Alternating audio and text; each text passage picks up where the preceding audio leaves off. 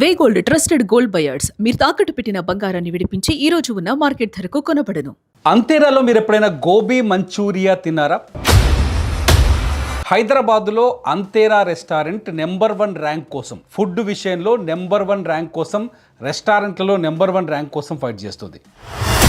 కానీ మీరు ఒకవేళ అంతేరాలో ఆ ర్యాంకును చూసి గోబీ మంచూరియా తింటే ఖచ్చితంగా మీ ఆరోగ్యాన్ని మీరు ఒకసారి చెక్ చేసుకోవాల్సిందే. ఎందుకంటే మీరు అంతేరాలో తిన్న గోబీ మంచూరియాతో పాటు ఆ గోబీలో దాగున్న రకరకాల పురుగులను కూడా తిన్నట్టే. ఈ మాట నేను చెప్తున్నది కాదు, సైబరాబాద్ మున్సిపల్ కార్పొరేషన్ వాళ్ళు, ఫుడ్ సేఫ్టీ అధికారులు మదీనాగూడలో ఉన్న అంతేరా రెస్టారెంట్ పైన రైడ్ చేసినప్పుడు అందులో ఉన్న గలీజ్ అంతా బయటపడింది. ముఖ్యంగా గోబీ మంచూరియాలో మీరు స్క్రీన్ పైన వీడియోను చూడొచ్చు. ఫుడ్ సేఫ్టీ అధికారి తన చేతిలో పట్టుకొని చూపిస్తున్న వీడియో ఇది. ఇందులో ఈ గోబీ మంచూరియా కుళ్ళిపోయింది, పాడైపోయింది. ఇందులో పురుగులు కూడా ఉన్నాయి, పచ్చి పురుగులు, చిన్న చిన్న సన్నటి పురుగులు ఉన్నాయి. ఈ పురుగులు తినగా మిగిలిన గోబీతోటి అంతేరా రెస్టారెంట్లో గోబీ మంచూరియాను తయారు చేస్తున్నారని ఫుడ్ సేఫ్టీ అధికారుల రైడ్లో చాలా స్పష్టంగా తేలింది. అంతేరా అంటే ఆంధ్ర, తెలంగాణ, రాయలసీమ అని డబ్బా కొడతారు. ఆంధ్రాలో ఉన్న టేస్టులు, తెలంగాణలో ఉన్న టేస్టులు, రాయలసీమలో ఉన్న డిష్లు అన్నీ తెచ్చి అంతేరాలో అందిస్తున్నామని చెప్తున్నారు. కానీ అంతేరాలో ఏమిస్తున్నారంటే ఆంధ్ర, తెలంగాణ, రాయలసీమలో దొరకని కుళ్ళును కూడా అందిస్తున్నారు. ముక్కిపోయిన, మురిగిపోయిన ఆహార పదార్థాలతో వంటలు చేస్తున్నారని మళ్ళొక్కసారి రుజువైంది. అంతేరాకి నోటీసులు కూడా జారీ చేశారు సైబరాబాద్ మున్సిపల్ కార్పొరేషన్ పరిధిలోని ఫుడ్ సేఫ్టీ అధికారులు. అంతేరా రెస్టారెంట్ని విజిట్ చేసినప్పుడు వాళ్ళకి ఏం కనిపించాయి అందులో అంటే, ఆహార పదార్థాలను నిర్వహించే వారి వైద్యపరమైన ఫిట్నెస్ రికార్డులు అందుబాటులో లేవు. ఫుడ్ సేఫ్టీ అధికారులు ఇచ్చిన నోటీసుల్లోని అంశాలను మీ ముందుకు తీసుకొస్తున్నాను. దీనికి సంబంధించిన పూర్తి ఆధారాలు ఉన్నాయి. అంటే ఎటువంటి వాడికి రోగం ఉందా, రొప్పు ఉందా, ఏముందనే విషయం తెలియదు. అందులో వంట చేసేవాడికి దగ్గుందా, తుమ్ముతున్నాడా, దగ్గినప్పుడు అది వచ్చి ఉమ్మి అందులో పడుతుందా వంటలు అనేది ఏమీ తెలియదు. వాళ్ళకి సంబంధించిన హెల్త్ రికార్డులు లేవు అని ఫుడ్ సేఫ్టీ అధికారి చెప్తున్నారు. వంట అలాగే ఐస్ తయారీలో ఉపయోగించే వాటర్కి సరైన పరీక్షలు చేసిన రికార్డులు లేవు. వంటకు వాడే నీళ్ళు ఏం నీళ్లు వాడుతున్నారో తెలియదు. అంతేరా హైదరాబాదులో అత్యంత కాస్ట్లీ రెస్టారెంట్. ధనవంతులు, బెంజ్ కార్లలో తిరిగే వాళ్ళు మాత్రమే ఎక్కువ మంది అక్కడికి వెళ్తారు. అక్కడ రెస్టారెంట్లలో తింటారు. మదీనాగూడ రెస్టారెంట్లో కనపడుతున్న బొక్కలు ఇవన్నీ. ఆ వంటకి వాడే నీళ్ళు ఎక్కడి నుంచి తెస్తున్నారో, అవి మినరల్ వాటరో, లేకపోతే మున్సిపల్ వాటరో, లేకపోతే కాలువలో పట్టుకొస్తారో, లేకపోతే బోర్ వాటరో అనేది ఎవరికీ తెలియదు.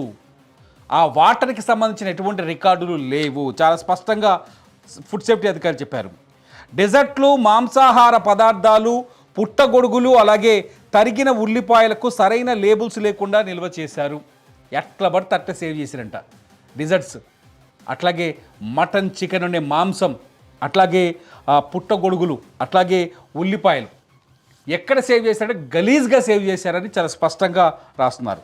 ఆహార తయారీ ప్రదేశాలలో ఇనుప కత్తులను ఉపయోగిస్తున్నారు, అవి తుప్పు పట్టుపోయి ఉన్నాయి. కూరగాయలను, మాంసంను దేనో కోయడానికి కత్తులు వాడతారు కదా, వాటికి తుప్పు ఉందంట, గలీజ్ ఉందంట. ఆ తుప్పును కూడా మీ వంటల్లో, మీ ప్లేట్లోకి తీసుకొచ్చి మీకు అమ్ముతున్నారు. క్యాలీఫ్లవర్ అట్లాగే బంగాళదుంపలపై బూజు పెరగడం గమనించడమైనది. అందులో ఆలుగడ్డ, ఆలుకు సంబంధించిన ఏది తిన్నా దానిపైన బూజు, అంటే బూజు పట్టిన ఆలు, బంగాళదుంపలు, అట్లాగే బూజు పట్టిన క్యాలీఫ్లవర్తో, మీకు మొదలు చెప్పాను కదా, క్యాలీఫ్లవర్తో అక్కడ ఆహారాన్ని తయారు చేస్తున్నారు. ఇది ఇక ఫ్రెంచ్ ఫ్రైస్ విషయానికి వస్తే అంతేరాలో ఒకసారి చూడండి. ఫ్రెంచ్ ఫ్రైస్కు ఉపయోగించిన వంట నూనె తదుపరి ఉపయోగం కోసం పనికిరాదని తేలింది. ఫ్రెంచ్ ఫ్రైస్ మనం తింటాం కదా ఇష్టంగా, నాకు తెలిసి 250, 300 పైనే ఉంటుంది, ఒక 10-15 ఇస్తారు. ఆ మళ్ళీ రీయూజ్డ్ ఆయిల్లో, అంటే ఇంజన్ ఆయిల్ లాగా మరిగిపోయిన ఆయిల్లో ఫ్రెంచ్ ఫ్రైస్ తయారు చేస్తున్నారని చాలా స్పష్టంగా ఫుడ్ సేఫ్టీ అధికారులు ఇచ్చిన నోటీసులో ఉంది. అట్లాగే వంట జరిగే ప్రదేశాల దగ్గర చెత్త బుట్టలు తెరిచే ఉన్నాయి. ఆ తెరిచిన చెత్త బుట్టల్లో ఏముంటాయో నేను చెప్పాల్సిన అవసరం లేదు. ఈగలు ముసిరిపోయి ఉంటాయి, దోమలు ఉంటాయి, సన్న దోమలు ఉంటాయి. మొత్తంగా బయటికి చాలా గొప్పగా కనిపించే బ్రాండెడ్ అంతేరా రెస్టారెంట్లో కనిపిస్తున్నది ఏంటి, కిచెన్లో ఉంది ఏంటంటే బూజు పట్టిన గోబీ, బూజు పట్టిన ఆలు, అట్లాగే మాంసం సరిగ్గా నిల్వ చేయని స్థితిలో ఉన్న మాంసం అది కుళ్ళిపోవచ్చు, మురిగిపోవచ్చు, పాచిపోవచ్చు. మాంసం అట్లాగే చెత్త బుట్టలు ఓపెన్ చేసి ఉండటం, జిల్ల పురుగులకు కాక్రోచ్ల గురించిగా లెక్కనే లేదు. అవి కనిపిస్తే రాసేవాళ్ళేమో. అంటే గబ్బు పట్టిపోయిన కిచెన్లోంచి అంతేరా అద్భుతమైన ఆంధ్ర, తెలంగాణ, రాయలసీమ డిష్లను తయారు చేస్తుంది. అంతేరా రెస్టారెంట్కి వెళ్ళే వాళ్ళు ఖచ్చితంగా ఈ అంశాలపైన వాళ్ళని నిలదీయాల్సిన అవసరం ఉంది. ఫుడ్ సేఫ్టీ అధికారులు సైబరాబాద్ మున్సిపల్ కార్పొరేషన్ పరిధిలోని మదీనాగూడలో ఉన్న అంతేరాకి నోటీసులు జారీ చేశారు. మీరు అక్కడ డిన్నర్కో లంచ్కో వెళ్ళినప్పుడు ఆ నోటీసులకు సంబంధించిన విషయాన్ని కూడా ఎంక్వైరీ చేస్తే మీ ఆరోగ్యాన్ని మీరు కాపాడుకుంటారు. ఇకపోతే బహార్ కేఫ్, ఇదే మదీనాగూడలో బహార్ కేఫ్. ఇక దీని గురించి చెప్తే మీరు కనీసం బిర్యానీ కూడా తినరు, ఇంట్లో చేసుకొని కూడా తినరు, ముట్టుకోరు. ఎంత దారుణం అంటే ఇక్కడ కొన్ని రూల్స్ చదువుతూ వస్తాను. వాళ్ళు ఇచ్చిన నోటీసులు, ఫుడ్ సేఫ్టీ అధికారులు ఇచ్చిన నోటీసులు, ఆర్ఓ డిస్పెన్సరీ దగ్గర నీరు నిల్చి ఉండటం భద్రతా ప్రమాదానికి దారితీస్తుంది. ఎక్కడైతే మనం తాగుతందుకు నీళ్ళు తీస్తున్నారో, వంటకు నీళ్ళు తీస్తున్నారో, నీళ్ళు ఉన్న దగ్గర మురికి కాలువ కనిపిస్తుంది. మీరు విజువల్స్లో చూడొచ్చు. మురికి కాలువలోంచి నీళ్లు తోడినట్టే ఉంది బహార్ కేఫ్లో వంటకు వాడే నీళ్లు. మీరు చూడండి విజువల్స్లో. వంట మరియు తాగడానికి ఉపయోగించే నీటిని పరీక్షించలేదు. ఏం నీళ్ళు పోసి వండుతున్నాడో కూడా తెలియదు. వాడు వంట చేసేటప్పుడు బిర్యానీలో, చికెన్లో, ఫ్రైలో ఇందులో వాడే నీళ్ళలో ఏం నీళ్ళు పోసి వంట చేస్తున్నాడో కూడా తెలియదు. బహార్ కేఫ్లో అంత దరిద్రం. మురికి కాలువ, కిచెన్లో మురికి కాలువ అని చెప్పాలి దీన్ని. కార్యకలాపాలు జరిగే ప్రదేశాల దగ్గర సిబ్బంది టాయిలెట్ తలుపులు తెరిచే ఉంటుంది. యవ్వా, బెడ్రూమ్లో టాయిలెట్ తలుపును అంత నీట్గా గడిగితేనే రాత్రిపూట నిద్రపట్టి సావదు. వంట చేసే కాడ టాయిలెట్ డోర్ ఓపెన్ చేసి ఉంటే, వంట చేసే కిచెన్లో టాయిలెట్ డోర్ ఓపెన్ చేసి ఉంటే వామిటింగ్ వస్తుంది చెప్పాలంటే. ఎంత గబ్బు వాసన వస్తుంది. ఆ గబ్బు వాసనతోటే వంట చేస్తున్నాను, నాకు వామిటింగ్ సెన్స్ వస్తుంది ఇది చెప్తుంటేనే. అబ్బో నేను చెప్పలేను. అపరిశుభ్రమైన సీలింగ్ మరియు సరిపోని లైటింగ్తో సహా వంటగదిలో పరిశుభ్రత లోపించింది. మీరు విజువల్లో చూడొచ్చు. చెత్త కుప్పను తీసుకొచ్చి కిచెన్లో వేసినట్టుంది. చూడండి, గబ్బు పట్టింది. అందులోనే చికెను, అందులోనే మటను, అందులోనే లెగ్ పీసులు, గిగ్ పీసులు అన్నీ కనపడుతున్నాయి. ఒకసారి చూడండి.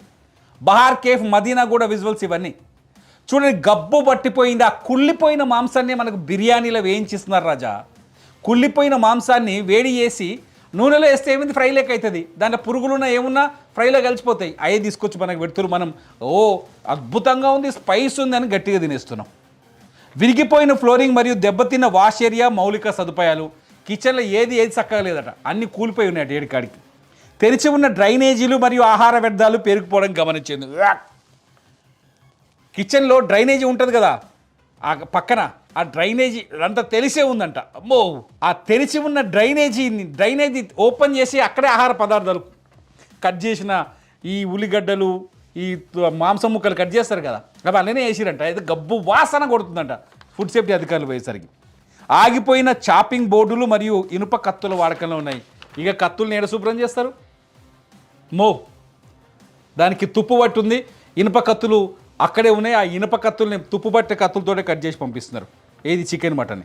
ఆహారాన్ని నిర్వహించే వారి వైద్య ఫిట్నెస్ రికార్డులు అందుబాటులో లేవు. ఆ కిచెన్ చెఫ్ అవడో తెలియదు, ఆడు ఎక్కడికి వెళ్ళి వచ్చిందో తెలియదు, ఆయనకి ఏం రోగం ఉందో తెలియదు, ఏం కథ ఉందో తెలియదు. ఎవరైనా మదీనాగూడలో ఉన్న బహార్ కేఫ్కి వెళ్ళి బిర్యానీ తింటే మీ ఇంటికి మీరు ఫ్రీగా రోగాలను తెచ్చుకున్నట్టే. రోగాలంటే మళ్ళీ గుండెపోటు, ఆయిల్ ఎక్కువ ఉంది కాబట్టి గుండెపోటు, లేకపోతే కలర్ వేస్తారు కాబట్టి గుండెపోటు రావచ్చు, కొవ్వు పెరగవచ్చు అనుకుంటున్నారేమో. రోగాలు ఎట్లాంటివి అనుకున్నావు? క్యాన్సర్ రోగాన్ని తెచ్చుకున్నట్లు లెక్క. మదీనాగూడలో ఉన్న బహార్ కేఫ్లో ఎవరైనా బిర్యానీ తిని ఉంటే ఒక్కసారి ఆసుపత్రికి వెళ్ళండి అని హెచ్చరిక జారీ చేస్తున్నాం. ఎందుకంటే ఫుడ్ సేఫ్టీ అధికారులు, Cyberabad municipal corporation food safety అధికారులు ఇచ్చిన నోటీసుకి సంబంధించిన వివరాలు మన దగ్గర క్లియర్గా ఉన్నాయి. వాళ్ళు చెప్పిన మాటనే. ఇక మూడో రెస్టారెంట్, ఎపిసోడ్ 1లో నేను దీన్ని ఎపిసోడ్స్గా చేద్దామని డిసైడ్ అయినా, ఎప్పుడే మీతో మాట్లాడుతున్నాగానే. మూడో రెస్టారెంట్ ఏంది? ఇది రెస్టారెంట్ కాదు, brown bear bakery, Kukatpally. What a branded bakery. ఎక్కడికి వెళ్ళినా అద్భుతంగా కనిపిస్తుంది బ్రౌన్ బేర్ బేకరీ. నీట్గా గ్లాసులలో పెట్టిన ఏం కనిపిస్తాయి? బ్రెడ్లు, గ్లాసులలో పెట్టిన పిజ్జాలు, గ్లాసులలో పెట్టిన ఇవన్నీ ఉంటాయి కదా, పఫ్ఫులు, గిఫ్లు అన్నీ. అబ్బా, అవి చూడంగానే లొట్టలు వేసుకుంటూ తినాలనిపిస్తుంది నాలుగుకి. కానీ లోపట బ్రౌన్ బేర్ బేకరీ వాళ్ళ కిచెన్ ఎట్లుందో చూస్తారా? కేకులు ఎట్లా తయారు చేస్తారో చూస్తారా? కేకుల్లో వాడే ఎగ్గును ఏం చేస్తుందో చూస్తారా? ఒకసారి చూడండి.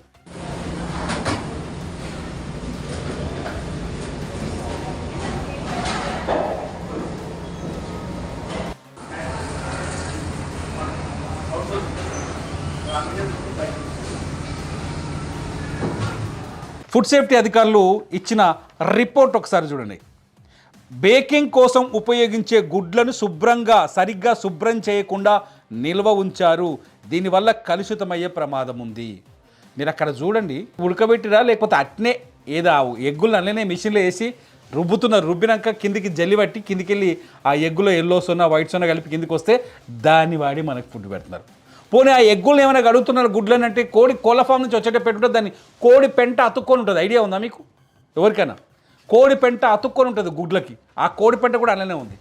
ఒకసారి చూడండి, ఆ మొత్తం ఆ ట్రేల్స్లో కోడిగుడ్లు నిల్వ చేసి ఉంచారు చూడండి. వాటిని తీసుకుపోతున్నారు, ఆ గిన్నెలో పడేస్తారు, తిప్పుతురు, పలగొడుతురు. అందులోకించే ఎగ్ వైట్ సోనా ఎల్లో సోనా తీసుకొస్తున్నారు. మనకు బ్రెడ్ ఎండ్లో కలుపుతారు, బ్రెడ్లో కలుపుతారు, కేక్లలో కలుపుతారు, అన్నింటిలో కలుపుతారు. ఎగ్ మిక్సింగ్ అంటారు కదా, ఆ ఎగ్ మిక్సింగ్కి దీన్నే వాడేస్తున్నారు. అయిపోయింది. మీరు తింటున్న బ్రౌన్ బేర్ బేకరీలో కేకుల కథ మొత్తం బయటకు వచ్చింది. ప్రాంగణంలో బొద్దింకల బెడద గమనించబడింది. ఇక జిల్ల పురుగులకు కొలతే లేదంట. కాక్రోచ్ పార్టీలో ఉన్న సభ్యుల కంటే ఎక్కువ కాక్రోచ్లు ఉన్నాయి అక్కడ.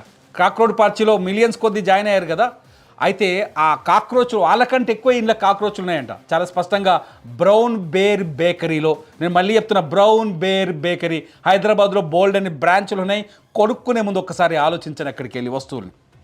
తయారీ యూనిట్లో నేల ఎగుడు దిగుడుగా మరియు జారుడుగా ఉంది. ఈ చెత్తంతా కిచెన్లోనే వేస్తే జారకపోతే ఏం చేస్తుంది? వీళ్ళు తయారు చేసే చెత్తనంతా నీట్గా తీసి డస్ట్బిన్లో వేసి అవతల పడేస్తేనేమో ఓకే.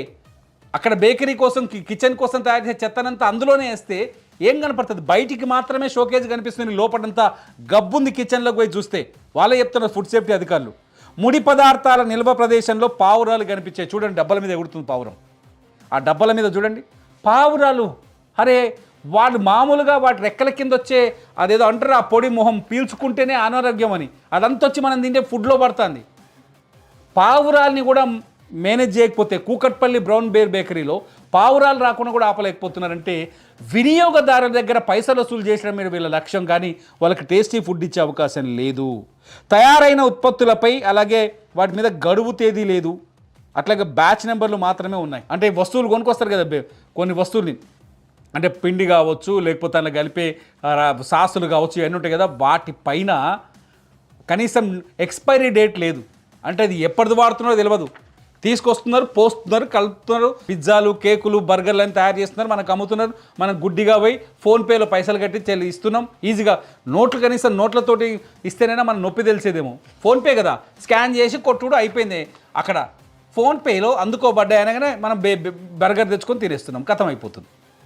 ఈ ఫుడ్ తింటే జీవితం ఏమవుతుందో ఒక్కసారి ఆలోచించండి. ఈ ఫుడ్ తింటే ఏమవుతుందో ఒక్కసారి ఆలోచించండి. భారతదేశంలో ఎన్సీఆర్బీ లెక్కల ప్రకారం భారతదేశంలో 291 ఆహార కల్తీ కేసులు, 19 నగరాలను ఎంపిక చేసి 291 ఆహార కల్తీ కేసులు నమోదైతే ఒక్క హైదరాబాదులోనే 246 కేసులు ఉన్నాయి. అందులో టోటల్ 291 అయితే అందులో ఒక హైదరాబాదులోనే 246 కేసులు ఉన్నాయి. ఆహార కల్తీలో తెలంగాణకు ఫస్ట్ ర్యాంక్ ఉంటే ఆంధ్రప్రదేశ్కి సెకండ్ ర్యాంక్ ఉంది దేశంలో. తెలంగాణకు ఫస్ట్ ర్యాంక్ ఉంటే ఆంధ్రప్రదేశ్కి సెకండ్ ర్యాంక్. ఎపిసోడ్ 2లో మన పీవీఆర్, ఐనాక్స్ థియేటర్లు ఉన్నాయి కదా, ఆ థియేటర్లలో మనం కొనుక్కుంటున్నాం కదా, రోజులు చిప్స్, పాప్కార్న్ ఇవన్నీ కొనుక్కుంటున్నాం కదా, అలా కోకు ఇవన్నీ కొనుక్కుంటున్నాం కదా, అందులో ఉండే గలీజ్ ఏందో ఎపిసోడ్ 2లో చెప్తా. ఇప్పటికీ ఇది అంతేరా, brown bear, Bahar cafe, Madina కూడా కథలివి. సెకండ్ ఎపిసోడ్లో ఖచ్చితంగా సినిమా థియేటర్లలో ఉండే కిచెన్లలో దరిద్రాలేంటో మీ ముందుకు తీసుకురాబోతున్నా. చూస్తూనే ఉండండి, ఇట్స్ టీవీ. నా పేరు తిరుమల.